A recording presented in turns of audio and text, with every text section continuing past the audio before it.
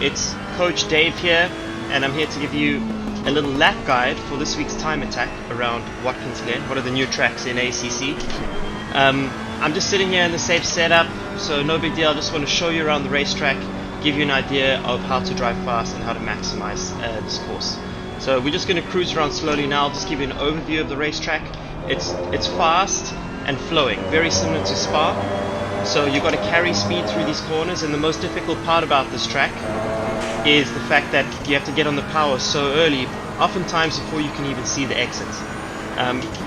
For example, in this high-speed chicane here, you're going to get on the power before you even get to the second apex sequence, because you want to carry as much speed through these corners as you can, and also sort of maximize the amount of time you're at full throttle.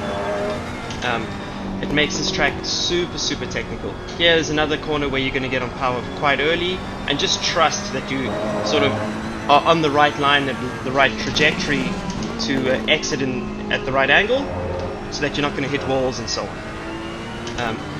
A track like this, in terms of setup, you're looking at something similar to Silverstone or Spa, although this track is a little bit more bumpy than both of those tracks, so just keep that in mind. But yeah, fun track to go around, no doubt about it. Super quick and a lot of commitment, and I think this is one of those tracks where once you get into a rhythm, every single lap that you go around here will be faster than the previous one. It's one of those tracks where the rhythm really helps and you start to build up confidence and so on. So if you are preparing to do a time attack, I would highly recommend doing at least 10 to 20 minutes of warm-up where you don't restart. That's the key thing.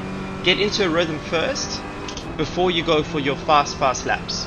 Alright, okay, so we're going to start the lap. You want to get as quick a run through this corner as possible. It's a corner where you get on the power very early because it's got quite an early apex, and obviously you're going to use all of the track on exits, getting onto the curb but obviously avoiding wall touches.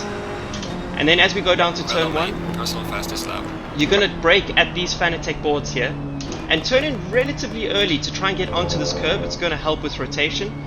And as soon as you get to the apex of that curb, try get on the power and maximize the exit curve without getting track limits, because that can be very easy. Through here it's easy flat, minimize the distance covered, minimize the amount of steering input that you put through the steering wheel to avoid friction and a little bit of slowdown. So just be very gentle through there and precise. And also here, when you exit this corner, you don't have to immediately go to the outside. You can cut a meter or two out of that run to the chicane here. The chicane here, it's actually better to brake a little bit early because you don't want too much dive on the front of the car, otherwise it's going to create oversteer. You want a very stable car through here, holding a very tight line through the double apex, and that will open up this right-hander, which will make your life much easier into this high-speed right-hander.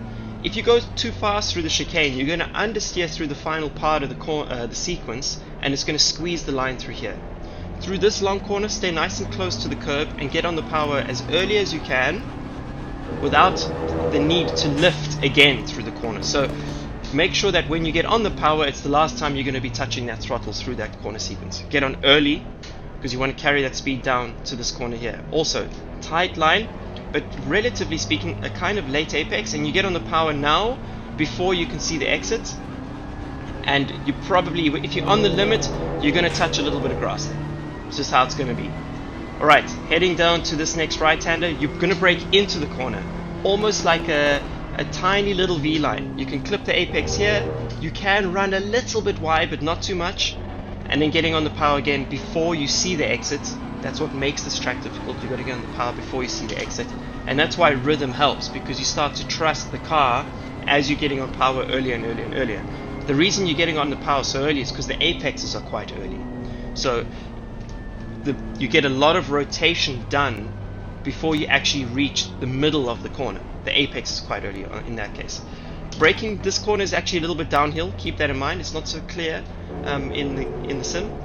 And also another early apex, and really get on the power here again very early from an early apex and use as much of the track at the exit without getting track limits.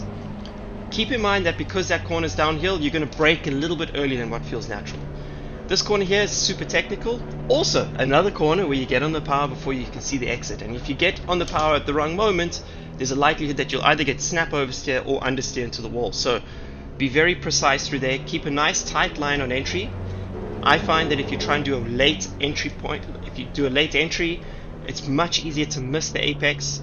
And if you miss the apex at that corner, you have to delay the point at which you can get on the throttle by quite a big amount. So what you want to try and do is take a tight line through that last corner, clip the curb quite late, and make sure that when you get on the power, you're not going to be understeering towards the exit.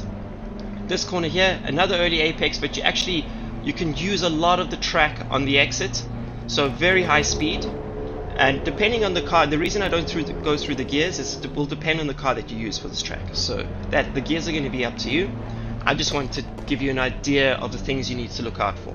And then finally, this fast right-hander, just as I explained earlier, also quite an early apex, early on power. And when you use the exit, just maximize all the way up to the wall, but try and avoid touching the wall. Right.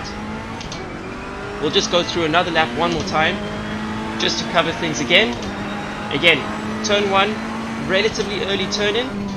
You're going to be tempted to do a late turn in, but then you're not going to make this apex curve, which is the most important part. It helps to rotate the car, and you can use a lot of the track and the curbs on the exit.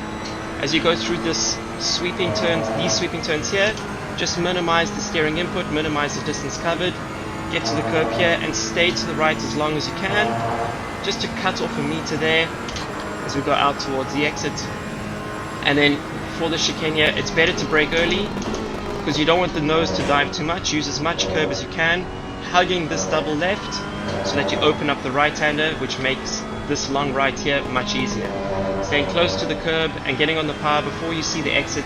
Maximize the exit as much as you can without getting track limits.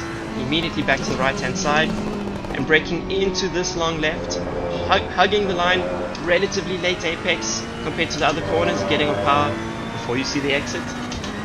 And then we're going to brake and do a tiny little V-line. Clip the apex there, go to the middle of the corner, and then again, getting on the power quite early because early apex. Right, going for a downhill right-hander now, which means you brake a little bit earlier than what feels natural. But if you brake too late, you're going to miss this crucial point here, which is early apex. There's a trend around this racetrack. Right, maximize the corner exits, get back to the right-hand side, and then brake up over the crest and aim for a late apex, but stay close to the curb. And be gentle when you get on the power there. Be careful because you don't want to get snap oversteer or push understeer. Early apex there as well. Use as much curb on the exit as you can. And I missed the apex there, but you want to turn in and actually get onto the curb, so just keep that in mind when you're driving, so you can get on power soon and carry that speed down the straight. Super fun track, high speed. I hope you enjoyed. Good luck in the time attack. Focus on first consistency to build a baseline, and then go for your ultimate fast laps. Anyway, until the next lap, this is Coach Dave.